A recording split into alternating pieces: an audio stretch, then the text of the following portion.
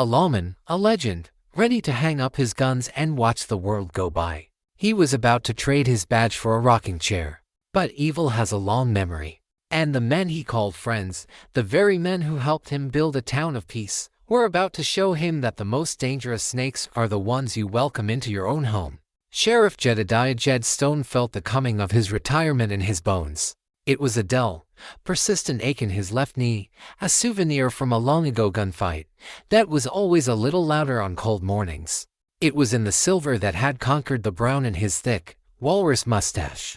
And it was in the profound, bone-deep weariness that settled over him as he watched the sun set over his town, the town of Providence. For 30 years, he had worn the star. He had been a force of nature, a man who had tamed this wild Wyoming valley, who had seen it grow from a muddy, lawless tent city called Purgatory into a respectable, prosperous town. He had buried more outlaws than the local undertaker, and he had done it all with a quiet, unbending sense of duty. Providence was his life's work, his masterpiece. The neat clapboard storefronts, the whitewashed church, the schoolhouse with its bell that rang clear and true every morning had protected it all. He had been its guardian, its shepherd, its quiet, watchful conscience. And now, his time was done. In 1 week, he would unpan his badge for the last time, hand it over to his young, eager deputy, Billy, and officially become a citizen, a memory. He sat on the porch of the sheriff's office, a rocking chair creaking a slow, rhythmic complaint beneath his considerable weight. He looked across the town square, a place he had seen transform from a dueling ground into a place where children played. His gaze settled on the 3 buildings that represented the pillars of this new, civilized world. The bank, solid and respectable, run by his oldest friend, Alistair Croft. Alistair was the town's brain, a sharp, sophisticated man from the East who had brought investment and order to their chaotic frontier economy. The sprawling Diamond Tea Ranch, which bordered the town, was owned by Marcus Thorne, another man Jed had known for 20 years. Marcus was the valley's muscle, a man whose cattle empire was the engine of its prosperity. And the saloon, the Gilded Cage, was owned by Silas Blackwood, a man of charm and secrets, who knew everything that happened in the valley before it even happened. Alistair, Marcus, and Silas. His friends. The men who had stood with him through the hard years, who had helped him build this place. They were playing their usual, weekly game of poker in the saloon right now. They had invited him, but he had declined. He felt a need for quiet contemplation, for a final, solitary communion with the town he was about to release from his care. His peace was interrupted by the arrival of a rider, a young farmhand from the Miller homestead, at the far end of the valley. The boy's face was pale, his eyes wide with a mixture of fear and grief. "It's Mr. Miller, Sheriff," the boy stammered, his horse heaving. He's dead, Mrs. Miller found him in the barn. He hanged himself." Jed's weariness vanished, replaced by the old, familiar weight of his duty. He stood, ache in his knee momentarily forgotten. Suicide was a rare, ugly thing in a place like this, a place built on stubborn hope. He saddled his horse and rode out, the setting sun at his back. The Miller homestead was a small, struggling place, its fields dry, its stock thin.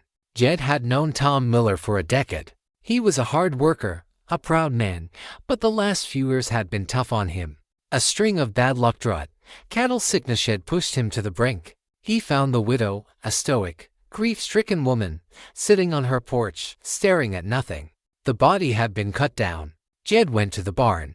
The air was thick with the smell of hay and the final, terrible despair of a man who had given up. But as Jed looked around, his old, lawman's instincts, the ones that had been lulled to sleep by years of peace, began to stir. Something felt wrong. He saw the frayed rope, still hanging from the high rafter. He saw the overturned stool. It all fit. But he also saw the small, almost invisible signs of a struggle.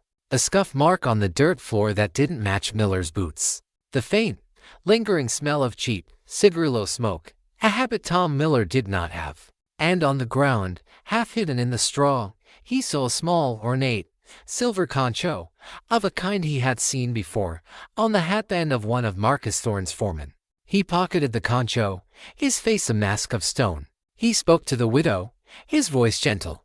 She told him of their troubles, of the loans from Alistair Croft's bank that they couldn't repay, of the pressure from Marcus Thorne's ranch to sell their land and its precious water rights. He rode back to town under a sky filled with a million, cold, indifferent stars. The official report would say suicide, a tragedy, another homesteader broken by the harsh realities of the frontier. But Jedediah Stone, the retiring sheriff of Providence, a man who was supposed to be thinking about fishing and rocking chairs, had a different, colder, and far more dangerous word for it. He had the gut-wrenching feeling that it was murder, and he was beginning to suspect that the serpent in his peaceful, perfect garden was not some outside and known evil, but the very men he called his friends. The days following Tom Miller's death were a quiet, simmering torment for Jedediah Stone. On the surface, he was the picture of a man winding down his career. He spent his time showing young Deputy Billy the intricacies of the town's paperwork, the mundane, bureaucratic side of the law that was the price of peace. But beneath the calm, weary exterior, the old wolf was stirring. The silver concho he had found in the miller's barn was a burr under his saddle, a constant, irritating reminder that the world was not as it seemed. He couldn't let it go. It was a matter of instinct, a deep, gut-level feeling that had kept him alive through 30 years of hard-won battles. He began to do some quiet, unofficial investigating, a ghost of a lawman moving through his own town. His first visit was to the widow Miller. He rode out not as the sheriff, but as a friend, a basket of fresh bread and jam from the town baker in his hand. He sat with the grieving woman on her porch, and he let her talk. She spoke of the relentless pressure, the way the world seemed to have conspired against them. She showed him the foreclosure notice from Alistair Croft's bank, a cold, legal document that had been the final straw. Alistair was always so kind, she said, her voice a low, bewildered whisper. He gave us extension after extension. He said he didn't want to see us lose our home. Jed looked at the document. The interest rates were not just high, they were predatory, a slow, legal strangulation. And the final notice had been delivered by one of Marcus Thorne's men, a final, cruel twist of the knife. His next stop was the bank. He found Alistair Croft in his opulent, polished mahogany office, a place that always smelled of expensive leather and old money. Alistair was the picture of sympathy. A terrible tragedy, Jedediah, he said, his voice a smooth, concerned murmur. I did everything I could for Tom. A good man, but a poor businessman. The land simply couldn't support him. You own the note on his land now, Alistair, Jed said, his voice a flat, neutral statement. The bank does, Croft corrected him gently. It's just business, old friend. And pleasant, but necessary. The town's prosperity depends on a stable financial foundation. He offered Jed a glass of sherry and a fine cigar. He spoke of their shared past, of the wild days of purgatory, of the good work they had done in building this town. It was a masterful performance, a gentle, friendly reminder of their long and deep bond, a subtle warning not to rock the boat. You should be thinking of your retirement, my friend, Croft said, his smile warm, his eyes cold. You've earned your peace. That evening, Jed went to the saloon, the Gilded Cage. He found Marcus Thorne and Silas Blackwood at their usual table, a bottle of expensive whiskey between them. Marcus was a big man, his frame hardened by a life in the saddle, his face a sun-baked mask of quiet, confident power. He was a man who spoke little, but whose presence filled a room. Silas, by contrast, was all smooth, charming surfaces, a man who could separate a fool from his money with a smile and a well-told story. They greeted Jed with the easy, familiar warmth of old friends. They spoke of the Miller tragedy with a somber, practiced regret. Jed pulled the silver concho from his pocket and placed it on the table between them. I found this in Miller's barn, he said, his voice a quiet, conversational tone. Looks like one of yours, Marcus. Marcus Thorne looked at the concho, his face unreadable. He then looked at Jed, his eyes holding a new, hard light. My men were there, Jed, he said, his voice a low, even rumble. The day before, they were there to make a final offer on the land, on behalf of Mr. Croft. The man was desperate. He refused. A sad business. It was a perfect, plausible explanation. A denial that was also a veiled admission. It was a warning. Yes, we were there. And what of it? Silas Blackwood, the saloon owner, just smiled, a thin, reptilian twisting of his lips. "You're seeing ghosts, old man," he said, his voice a silken, mocking purr. "You've been wearing that badge for too long. You see a snake under every rock." Jed left the saloon that night with a cold, hard knot in the pit of his stomach. They were lying. All of them. His friends, the pillars of his community, the men he had trusted for 2 decades. They were all in on it. He didn't know what it was yet, but he knew it was as rotten and as corrupt as the old, dead town of purgatory they had all climbed out of. The foundation of his world, the very town he had given his life to protect, had a deep, and very dangerous, crack running right through its heart. And he was the only one who seemed to see it. He went back to his office, the one place that still felt honest, and he took his old, worn gun belt from the locker where it had been stored. He didn't put it on. Not yet. He just laid it on his desk, its weight a heavy, silent, and very much needed, old friend. The days leading up to Jed's retirement were no longer a slow, gentle slide into a peaceful future. They were a tense, silent countdown to a storm he could feel gathering on the horizon. His friends were no longer his friends, they were his adversaries, their polite smiles and concerned inquiries now a thin, brittle veneer over a foundation of lies. They were watching him, he knew. Every move he made, every person he spoke to, was being noted, reported, and analyzed. He was a lawman with no crime to investigate, a sheriff in a town that refused to believe it was in danger. He was utterly, and completely, alone. Or so he thought. His first, and most unlikely, ally came in the form of Sarah Jensen, the editor, publisher, and sole employee of the town's small, struggling newspaper, the Providence Clarion. Sarah was a woman in her late 30s, a widow who had come west seeking not a husband, but a voice. She was sharp, intelligent, and possessed a journalist's healthy, and often inconvenient, skepticism. She came to his office 3 days after his confrontation in the saloon, a sheaf of papers in her hand, her face a mask of determined, righteous anger. "Sheriff," she began, her voice a low, urgent whisper, "I know you're retiring. But something is wrong in this town. And I think you know it too." She laid the papers on his desk. They were land deeds, tax records, documents she had painstakingly acquired from the county seat. They told a clear, and very ugly, story. Over the past 2 years, a dozen small, independent homesteads, all of them ringing the valley, all of them with crucial water rights, had been acquired by a single, anonymous holding company. A company whose legal address was a post office box in Cheyenne. "They were all squeezed out, Sheriff," she said, her eyes flashing with a crusader's fire. "Bad luck, crop failures, sudden, inexplicable debts to Mr. Croft's bank. And when they were at their weakest, an offer would be made, an offer they couldn't refuse. The man making the offer was always one of Marcus Thorne's foremen. And the holding company?" Jed asked, his voice a low rumble, though he already knew the answer. "Is owned, through a series of legal smoke and mirrors, by one man," she finished. "Alistair Croft." They were looking at a conspiracy, a slow, methodical, and perfectly legal conquest of the entire valley. Tom Miller hadn't been the first. He had just been the latest, and the most brutal, casualty. "Why?" Jed asked, the question a quiet, wondering whisper. "They're already the richest men in the territory. Why do they need it all?" "The railroad," Sarah said, her voice dropping to a conspiratorial whisper. "I have a source, a friend who works in the territorial surveyor's office. The Union Pacific is planning the new spur line. It's a secret, but the route has already been chosen. And it comes right through this valley. Right through the lands that Croft is so desperately trying to acquire. If a man owned this valley, he could sell it to the railroad for a fortune that would make him a king." The final, ugly piece of the puzzle had just clicked into place. This was not just about land. It was about an empire. And Jed's retirement was the final, necessary step to ensure that no one with a badge and a conscience was around to ask any uncomfortable questions. From that day on, Jed and Sarah became a secret, two-person insurgency. They met in the dead of night, in the back room of her newspaper office, the clatter of the printing press a comforting, industrious sound that covered their whispered conversations. They were the town's only hope, a lawman with no power and a journalist with no voice.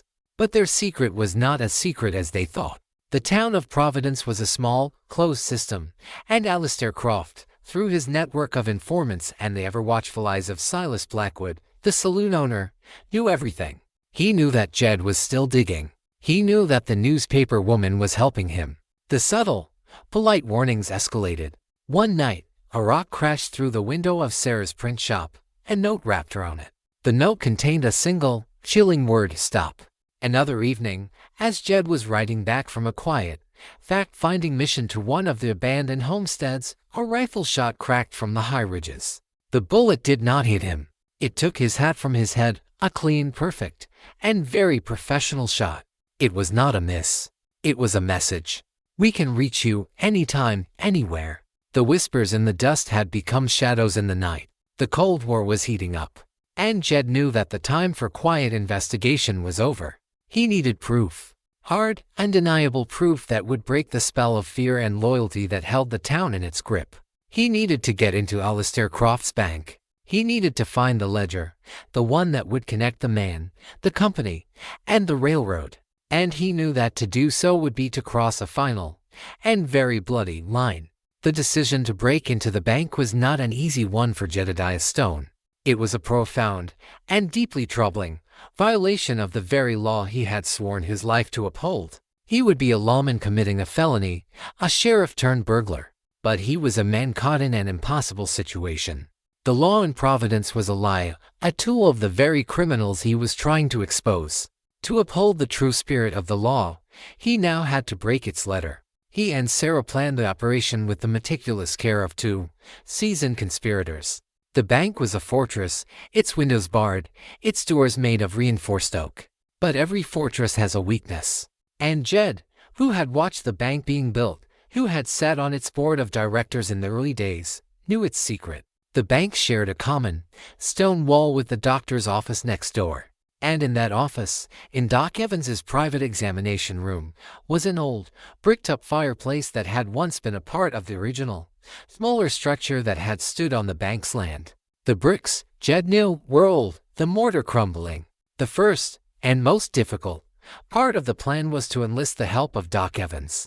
The Doc was a cynical, hard-drinking, but deeply honorable man.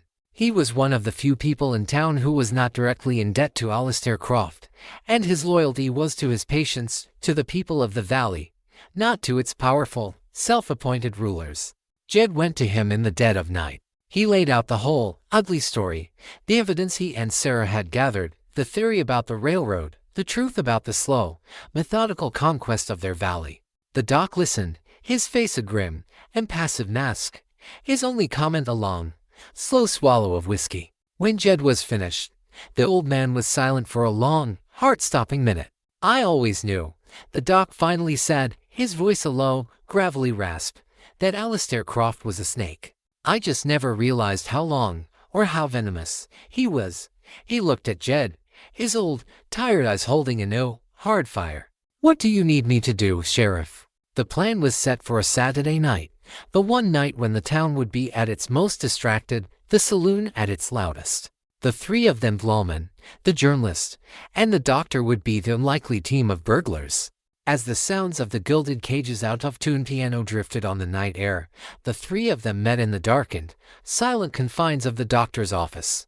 The air was thick with the smell of carbolic acid and a new, sharp, and very real sense of danger. Ben, the blacksmith, a man whose loyalty to Jed had been absolute since the day Jed had saved his young son from a stampede, had provided the tools, a set of heavy, muffled chisels and a small, powerful sledgehammer. While Sarah stood watch, a small, loaded derringer in her hand, a silent, nervous guardian, Jed and the Doc began the slow, painstaking work of dismantling the fireplace.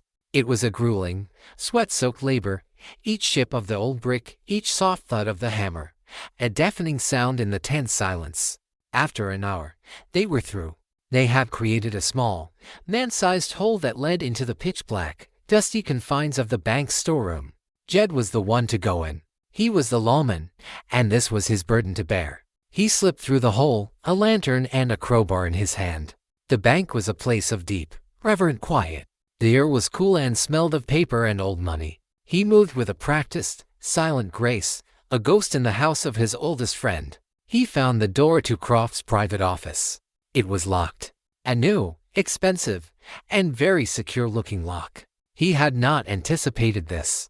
But as he was examining it, a new, and very unexpected, player entered the game.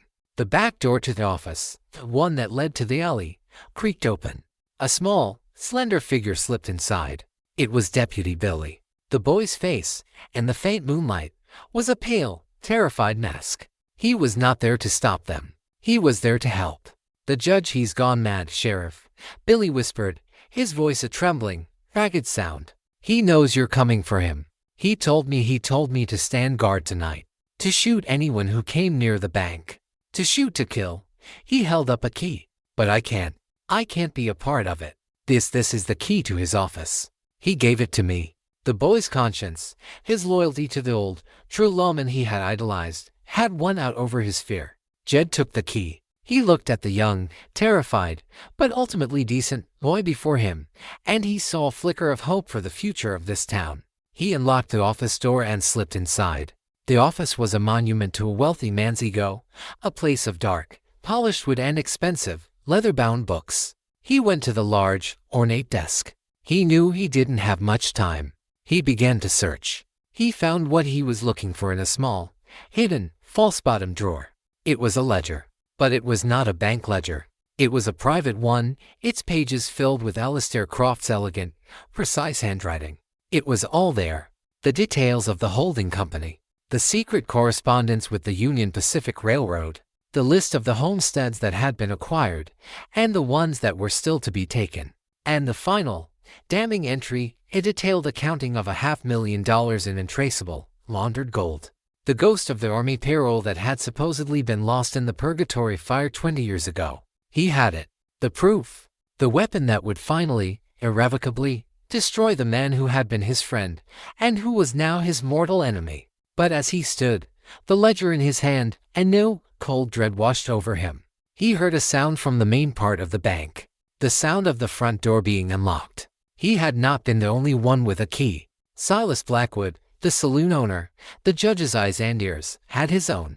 And he had not been fooled by the noise and the distraction of the saloon. He had come to check on his partner's secrets. Jed, Sarah, the doc, and Billy were now all trapped in the heart of the enemy's fortress, with the truth in their hands, and with the judge's most cunning and most dangerous lieutenant standing at the only way out. The sound of the front door of the bank unlocking was the sound of a steel trap snapping shut. Jedediah Stone was a man of action, not of panic. In the split second of silence that followed the click of the lock, his mind, honed by a lifetime of such moments, assessed the new, deadly geometry of their situation.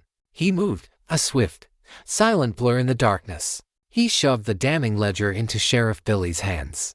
"Get back to the doc's office," he hissed, his voice a low, urgent whisper. "Bar the way you came in. Do not come out, no matter what you hear." He then pushed the young deputy towards the storeroom, a protective, paternal gesture. He would face this new threat alone. Billy, his face a pale mask of terror but his heart now filled with a new, hard-won courage, did as he was told, disappearing back through the hole in the fireplace just as the front door of the bank swung open.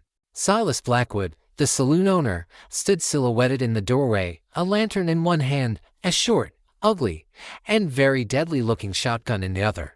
He was not the charming, smiling host of the Gilded Cage now. His face was a mask of cold, reptilian watchfulness. He saw the open door to Croft's office. He saw the faint, flickering light of a lantern from within. He raised his shotgun. "Whoever's in there," he called out, his voice a low, menacing purr. "You have 5 seconds to come out, or I'm going to redecorate this fine establishment with your insides." Jed stepped out of the office. He did not have his gun in his hand. His hands were held up, open and empty, in a gesture of surrender. "Evening, Silas," he said, his voice as calm and as conversational as if they were about to share a drink. Blackwood's eyes widened in a flicker of genuine surprise, which was quickly replaced by a slow, cold, and very dangerous smile. Well, he said. "The old wolf, sniffing around the hen house.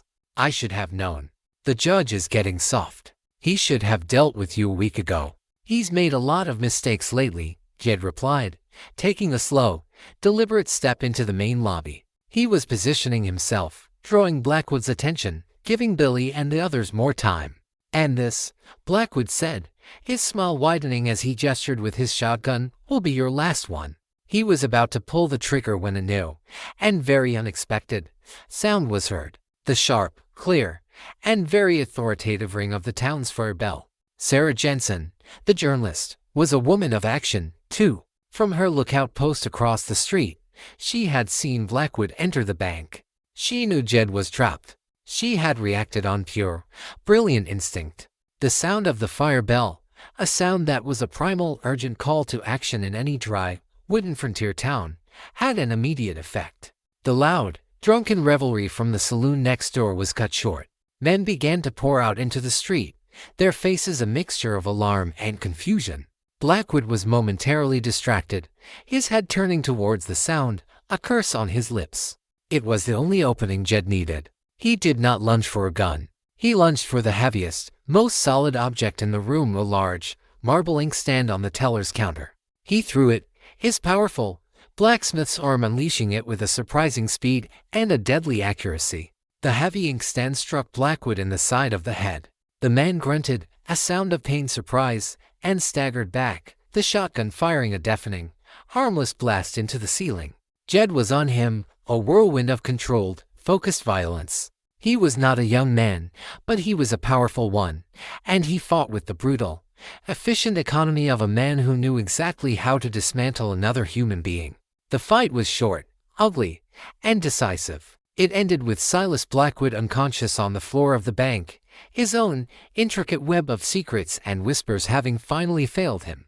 Jed did not wait. He knew he had only moments before the townspeople, and more importantly, the judge's other men, arrived. He slipped out the back of the bank and melted back into the shadows of the alleyways. The unmasking had begun. The first of the three corrupt pillars of Providence had fallen.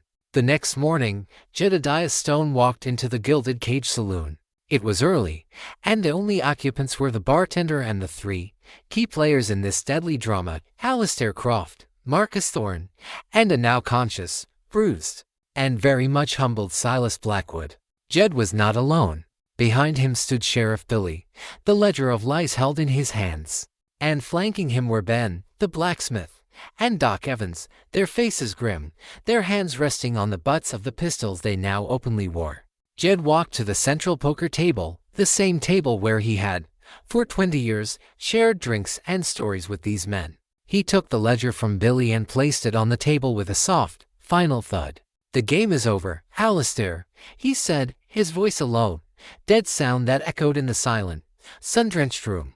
He opened the ledger. He laid out the truth, a whole, ugly, 20-year-old story, for all of them to see. He spoke of the stolen gold, of the murder of Silas Croft, of the slow, methodical conquest of their valley. When he was finished, Alistair Croft, the master of lies, the man of 1,000 smooth, plausible explanations, was silent.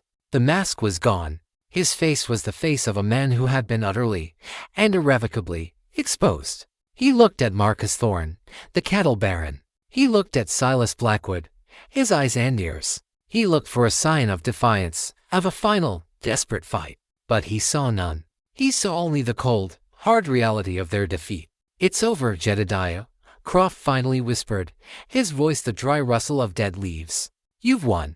"There are no winners here, Alistair," Jed replied, his own voice filled with a profound and very weary sadness. "Only a reckoning." The unmasking was complete. The three men who had been his friends, who had been the pillars of his town, were now just common criminals, their empire of lies in ruins around them. But Jed knew that this was not the end. It was just the beginning of a new, and perhaps even more dangerous, battle. The battle for the soul of the town they had all, in their own, very different ways, helped to build.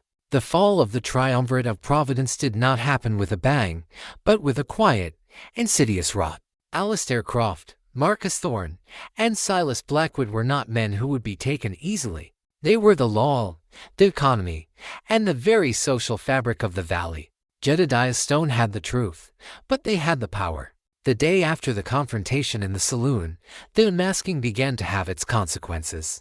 And they were not what Jed had hoped for. Alistair Croft, a master of public opinion, went on the offensive. He did not deny the ledger. He reframed it. He called a town meeting, and he stood before the people of Providence, his face a mask of sorrowful, paternal concern. He admitted to the land acquisition, to the secret deal with the railroad. But he painted it not as an act of greed, but as an act of benevolent, paternalistic protection. "Yes, I bought the land," he boomed, his voice ringing with a false, but very convincing, sincerity. "I did it to protect this valley, to protect you. The railroad is a great, hungry beast. It would have devoured your small homesteads, would have paid you pennies on the dollar. I used my resources, my connections, to consolidate our holdings, to ensure that when the railroad comes, we, the people of Providence, will be the ones who profit, not some faceless corporation from back east." It was a brilliant, masterful lie. He turned his greed into a selfless act of community service. And he turned on Jed. He painted the old, respected sheriff as a man who had gone mad with age, a man who was seeing ghosts, who was trying to drag the town back into the dark, bloody days of purgatory. "Sheriff Stone is a good man," Croft said, his voice filled with a sad, paternalistic pity. "A great man, but his time has passed. He is a man of the gun, and we are a town of progress. He cannot see the future, so he is trying to destroy it." The town, which had been on the verge of a rebellion, was now confused, divided. Many of the newer settlers, the ones who had profited from the town's growth, believed Croft. They saw Jed as a threat to their own comfortable prosperity. The old-timers, the ones who knew the truth of Croft's character, were now a silent, frightened minority. Marcus Thorne used his own, more direct, form of power. He controlled the cattle, the jobs, the very land they lived on. He began to apply pressure. The blacksmith men suddenly found that no one would bring him their horses to be shod. Doc Evans found his supply of medical whiskey mysteriously cut off. Sarah Jensen's newspaper was boycotted, her advertisers pulling their support, her paper now a single, lonely voice of truth that no one was willing to read. Jedediah Stone was now an outcast in his own town. He still wore the badge, but it was a hollow, meaningless symbol. He was a lawman with no authority, a leader with no one to lead. He was utterly and completely alone, save for his small, dwindling band of true believers, the young, now outlawed Sheriff Billy, the journalist with no voice, the doctor with no patience, and the blacksmith with no work. The star on his chest felt heavier than it ever had before. It was a lonely star, in a very dark and very hostile night. He knew he could not win this fight with words, or with the truth. Croft was a master of that game. He had to fight them in the only language they truly understood, the language of the gun. He went to his office and took out his old, worn gun belt. This time, he strapped it on. The familiar, heavy weight was a comfort, a clarification.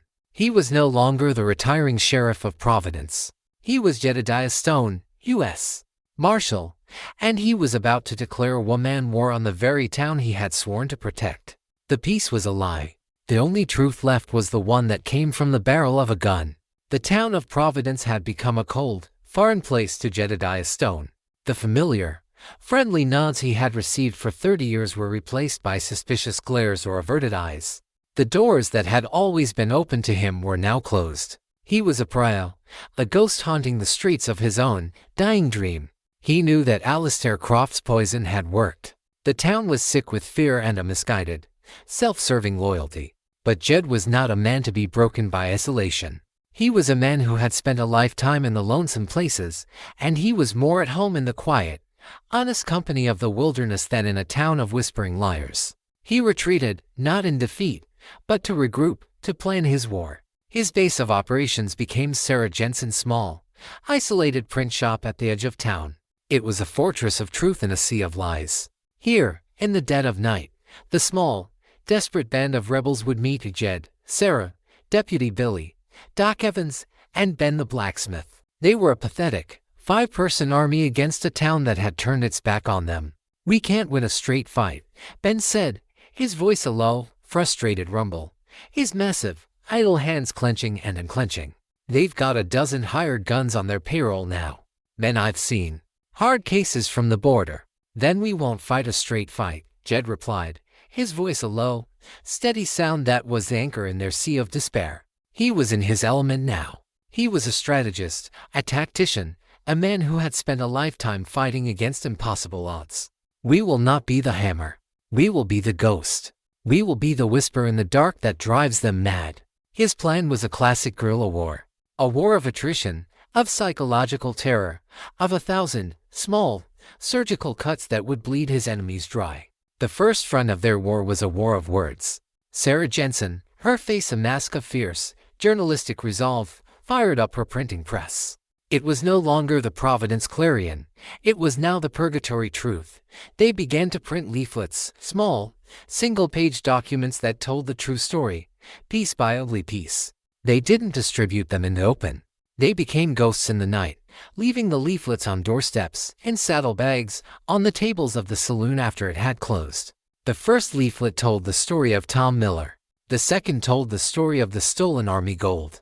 The third, and most damning, printed a copy of a single, incriminating page from Croft's own secret ledger. The effect was slow, but undeniable.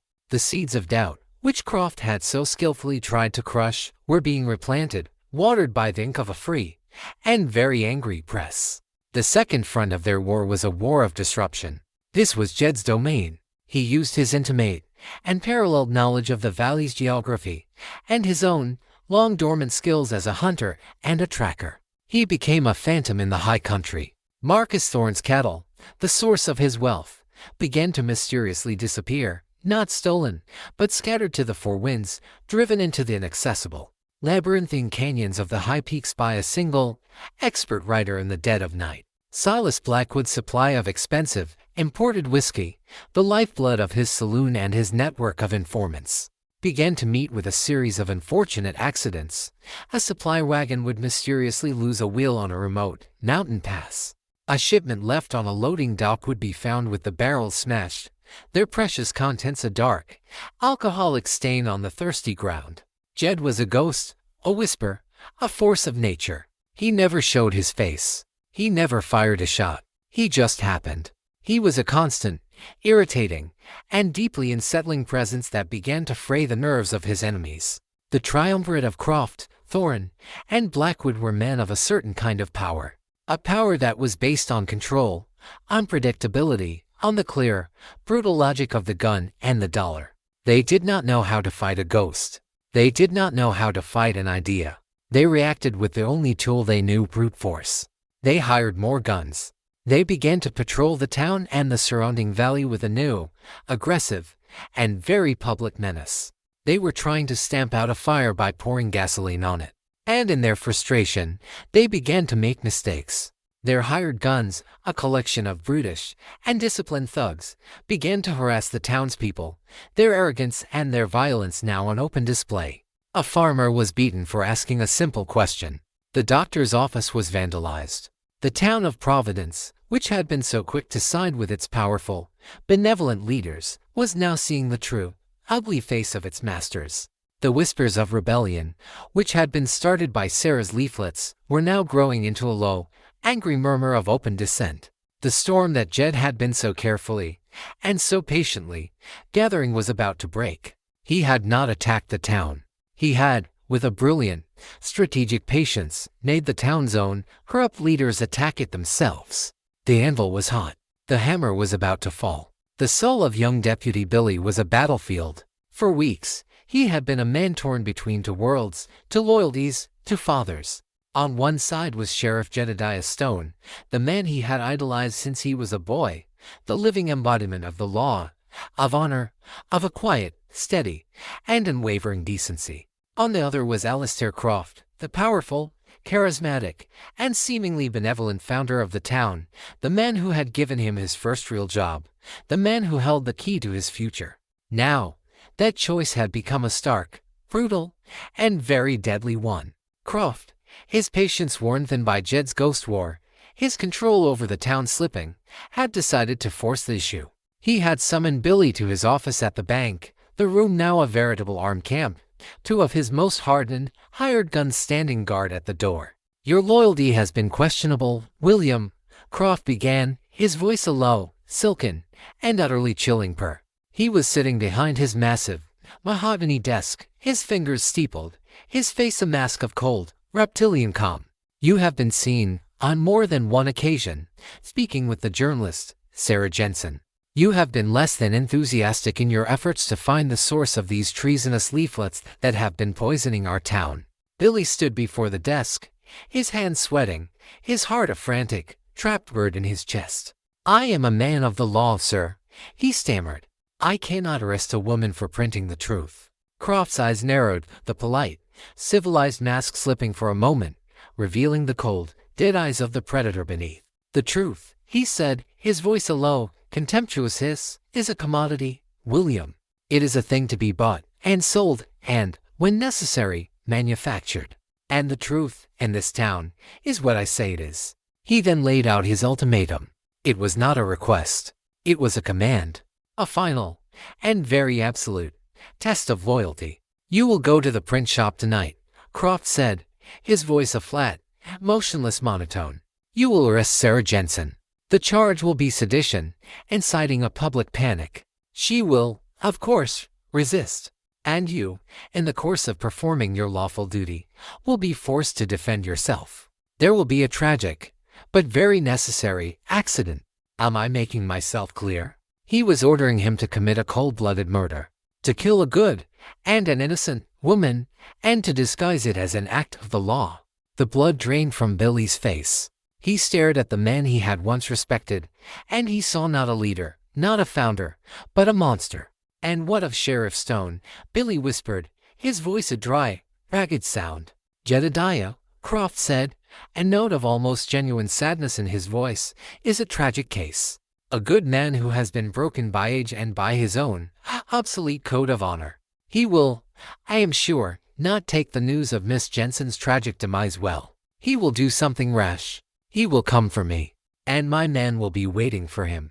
They will put the old dog out of his misery. It will be a mercy." The plan was diabolical. It was perfect. It would eliminate both of his problems in a single, bloody night, and it would do so under the color of the law, with the town's own, duly appointed deputy as the instrument of his will. Billy was at a crossroads. He was a boy who had dreamed of being a lawman, of being a hero like Jedediah Stone. And now, he was being ordered to become a killer. He left the bank, his mind a numb, buzzing hive of terror and a new, terrible, and very clear-eyed resolve. He knew what he had to do. The price of his old, naive loyalty was a price he was no longer willing to pay. He did not go to the print shop. He went to his own small, lonely room at the boarding house. He took off his deputy's badge, the symbol of his shattered dreams. He wrote a short, simple note, a confession, an apology, and a warning. He then took his service revolver, checked its load, and walked out into the dusty, twilight street. He was not going to arrest Sarah Jensen. He was not going to be a part of Jed's murder. He was a lawman. And there was one final, and very desperate, act of the law that he could still perform. He walked to the bank.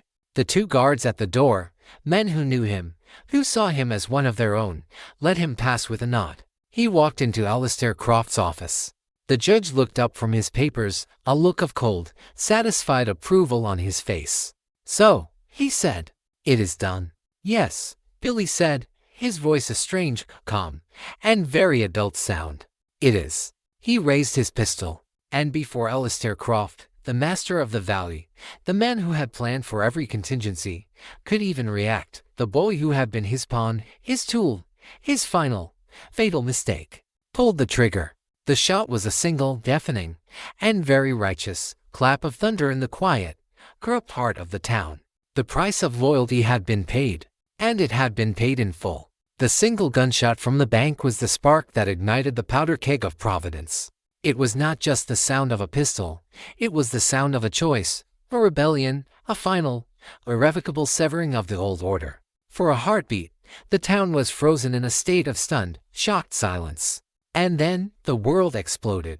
The two guards outside the bank, hearing the shot and the sound of Alistair Croft's body slumping to the floor, burst into the office. They saw the judge dead, and they saw Deputy Billy, a smoking pistol in his hand, his face a pale, grim mask of a terrible, and very final, resolve. They did not ask questions. They reacted.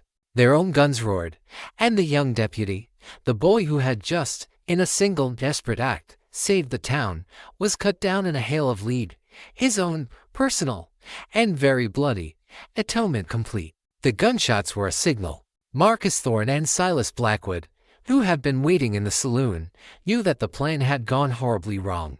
Their leader was dead. Their control over the town was shattered. There was no more pretense, no more illusion of law and order. There was only the raw, brutal reality of a war for survival.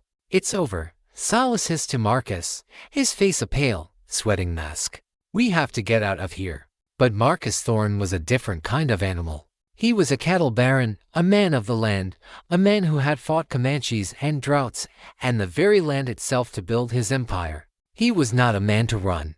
No, he snarled, his hand closing around the butt of his heavy Dragon revolver. "It's not over. We will burn this town to the ground. If we can't have it, no one will." He and Blackwood, with their core group of a half-dozen loyal and very dangerous hired guns, stormed out of the saloon, their guns blazing. At the same time, from the other end of town, Jedediah Stone, who had heard the shots from Sarah's print shop, knew that the die was cast. The time for whispers and shadows was over. The time for the final, bloody, and very public battle was at hand. He was not alone.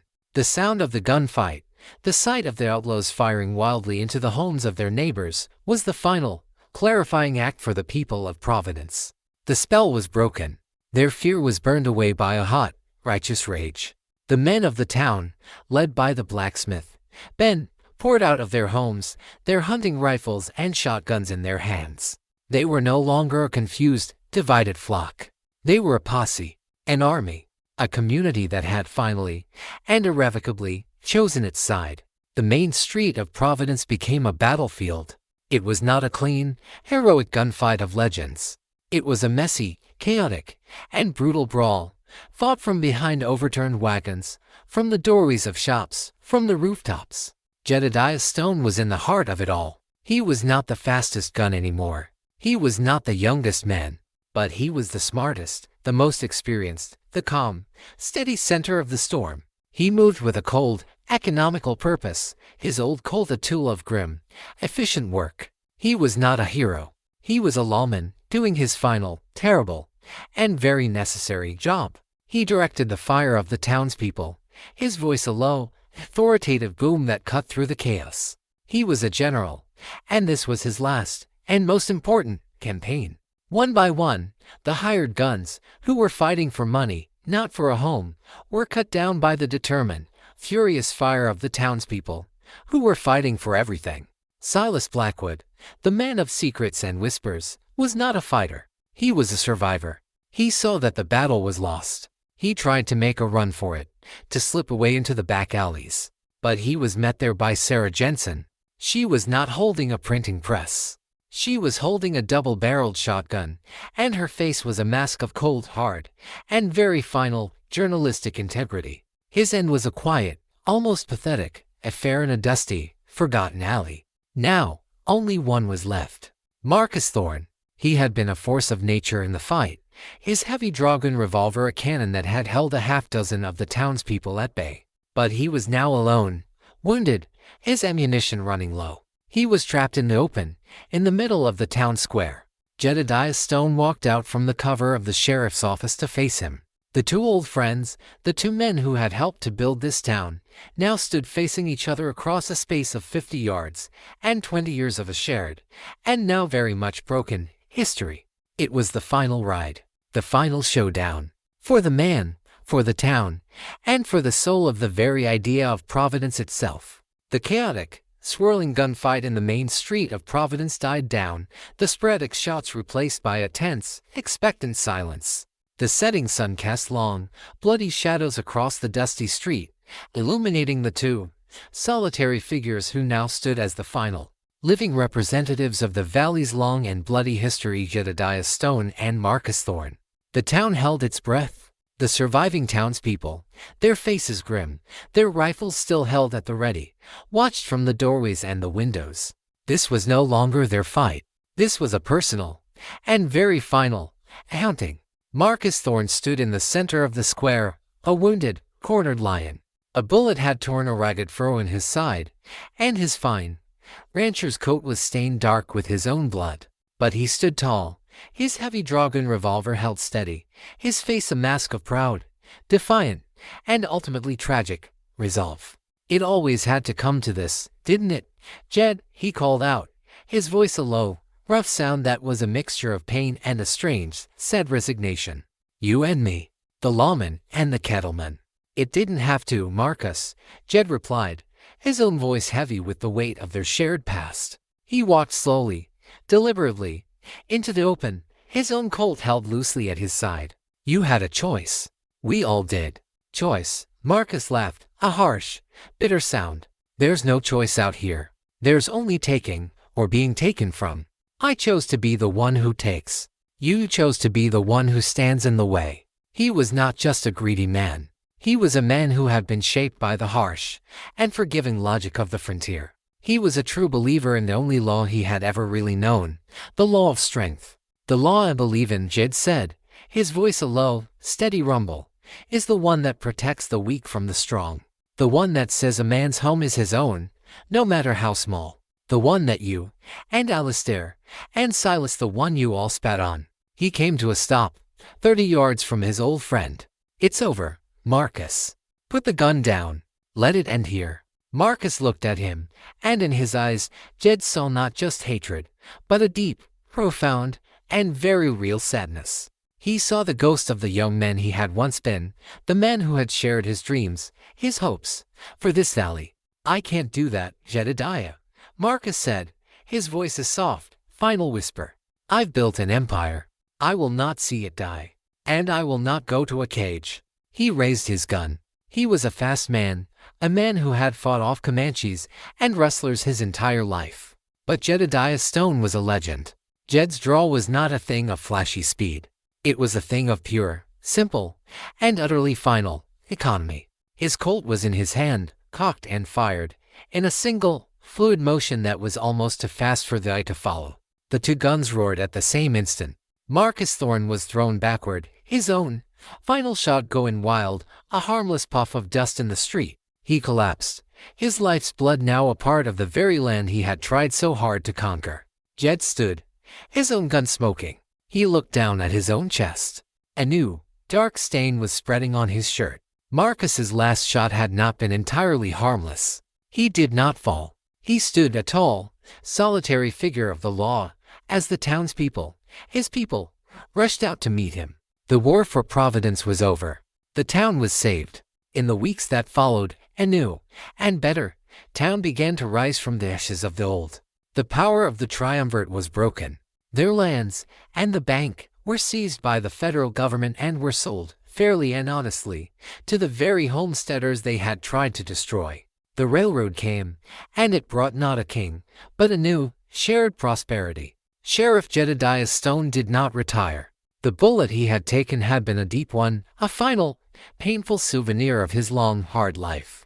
But he recovered, and he knew that his work was not yet done. He unretired. He pinned the star back on his chest, this time with a new, deeper understanding of what it truly meant. He was no longer just the guardian of a town. He was the guardian of an idea. The idea that a community, a real community, was not a thing to be ruled, but a thing to be nurtured. That the law was not a tool of the powerful, but a shield for the weak. He would wear the badge until the day he died. He would sit on his porch, in his rocking chair, a quiet, watchful, and now very much content, old man, his past finally, and truly, at peace. He had lost his friends. He had lost his dream of a quiet retirement. But he had won back something far more precious. He had won back the soul of his town.